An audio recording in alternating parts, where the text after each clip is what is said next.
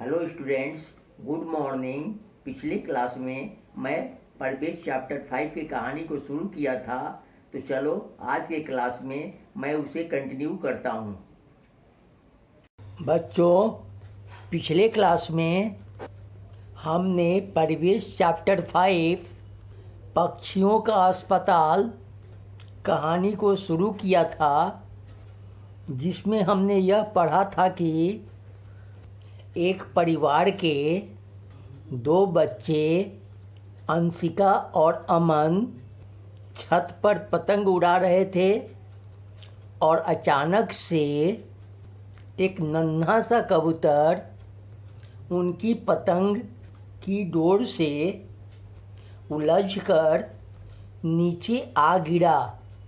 उसके पंजे और गर्दन में चोट लगी थी और वो बेहोश हो गया था।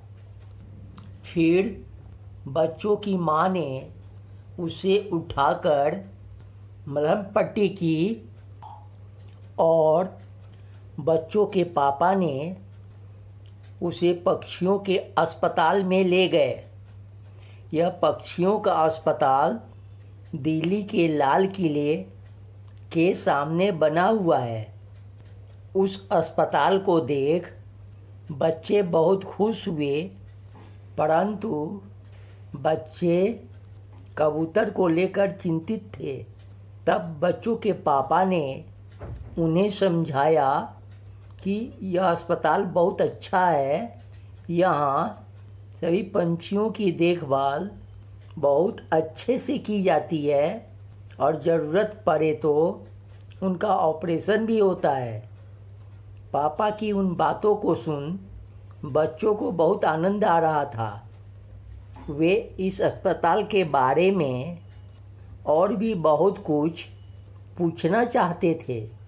तभी अमन ने पूछा कि सारे पक्षी तो एक समान दिखाई देते हैं, फिर उनको इलाज के लिए कैसे पहचाना जाता है? तब पापा ने कहा कि जैसे हम मनुष्यों की बीमारी का इलाज के लिए कागज पत्तर अर्थात डॉक्यूमेंट्स और हिसाब किताब होता है, उसी प्रकार पंछियों का भी बीमारी के इलाज का सारा लेखा जोखा होता है। बच्चों, पिछले क्लास में हम लोगों ने यही तो पढ़ा था, तो चलो इस कहानी को कंटिन्यू करते हैं। उन्हें भी एक पिंजरा दिया जाता है जिसमें उनका नंबर लिखा होता है। उनके स्वास्थ्य के साथ साथ उनके भोजन, पानी और अन्य आवश्यक चीज़ों पर पूरा ध्यान दिया जाता है। पापा, यह अस्पताल कब शुरू हुआ था? अंशिका ने उत्सुकता से पूछा। पापा ने कहा, इस अस्पताल का प्रारंभ सन 1926 में हुआ था। उस समय तो यहाँ घायल पक्षियों की केवल मरहम पट्टी की जाती थी, परंतु सन 1956-57 से यह पूरा अस्पताल बन गया है। अब तो पक्षियों के उपचार के लिए ICU व्यक्तिगत केयर यूनिट भी है और साथ में विशेष वार्ड भी है। इसके साथ साथ प्रयोगशाला भी है। अमन ने पूछा, पापा, क्या सारे पक्षी एक साथ पहली मंजिल पर ही होते हैं? पापा बोले, नहीं बेटा, पहली मंजिल पर तो पक्षी को तब तक रखा जाता है जब तक कि वह खतरे से बाहर नहीं हो जाता। उसके बाद उसे दूसरी मंजिल पर भेज दिया जाता है, जहाँ पर उसका पूरा ध्यान रखा जाता है। इस मंजिल पर एक फव्वारा भी है, जिसके कारण पक्षियों को कम गर्मी लगती है। इसी मंजिल पर तो बहुत ही हर्ष और उल्लास का वातावरण होता है।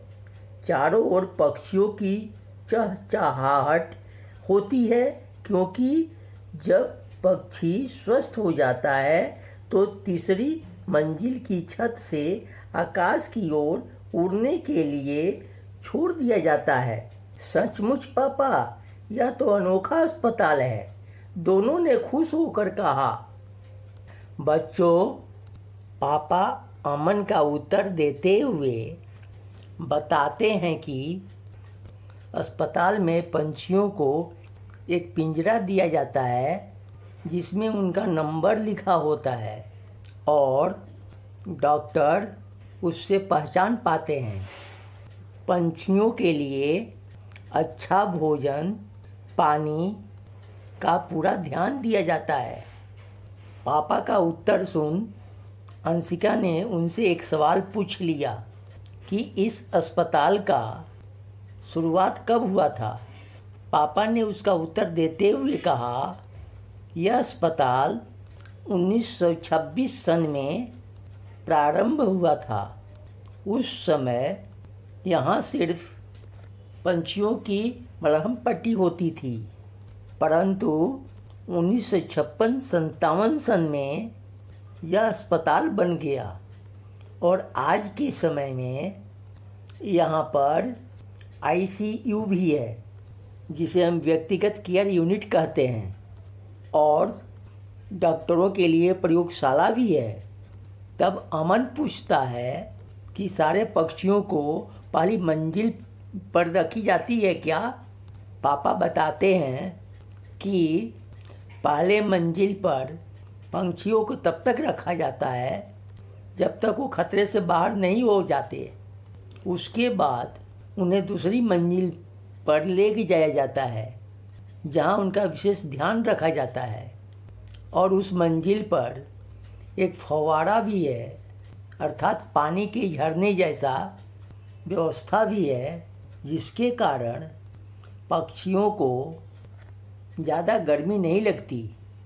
चारों तरफ पक्षियों की चहचहाट रहती है और जब पक्षी ठीक हो जाते हैं तो उन्हें तीसरी मंजिल के छत से आकाश की ओर उड़ने के लिए छोड़ दिया जाता है। पापा की सारी बातों को सुनकर दोनों बच्चे बहुत खुश हो जाते हैं और कहते हैं कि सचमुच यह तो बहुत अनोखा अस्पताल है। तो चलो बच्चों, आगे पढ़ते हैं और देखते हैं पापा ने और क्या कहा। जानते हो बच्चों, यह अस्पताल लोगों की उदारता और उनके प्रोत्साहन से चलता है। पापा की बातें सुनकर अंशिका और अमन बहुत प्रभावित हुए। उन्होंने दूर से ही कबूतर को देखा। अब उसकी हालत में काफ़ी सुधार हो गया था। चलो अब घर चलें, तुम्हारी माँ प्रतीक्षा कर रही होगी, पापा ने कहा। तो बच्चों, पापा ने यह भी बताया कि यह पंछियों का अस्पताल सिर्फ लोगों की उदारता और प्रोत्साहन से चलता है, अर्थात लोगों की दया भाव और उत्साह बढ़ाने वाले कार्यों से चलता है। बच्चों, पापा की बात सुनकर बच्चे प्रभावित थे। तभी उन्होंने कबूतर को देखा कि उसके हालत में काफ़ी सुधार था। तब पापा ने कहा, अब घर चलते हैं, उनकी माँ उनकी प्रतीक्षा कर रही होगी। ठीक है बच्चों, यह कहानी यहीं ख़त्म होता है और यह कहानी हमें दिल्ली के लाल किले के सामने वाली पक्षियों के अस्पताल के बारे में बहुत कुछ बतलाता है। बच्चों, पशु पक्षी भी भगवान के बनाए हुए जीव हैं, इसीलिए हमें कभी भी उन्हें तंग नहीं करना चाहिए, और यदि अनजाने में उन्हें चोट लग जाए तो हमें उनका इलाज करवाने की कोशिश करनी चाहिए। तो ठीक है बच्चों, आप लोग इस कहानी को पढ़िए और पक्षियों के अस्पताल के बारे में जानिए और अपने दोस्तों से और परिवार को इनके बारे में बताइए। ओके स्टूडेंट्स, आप लोग मन लगाकर पढ़िए और स्वस्थ रहिए। Thank you.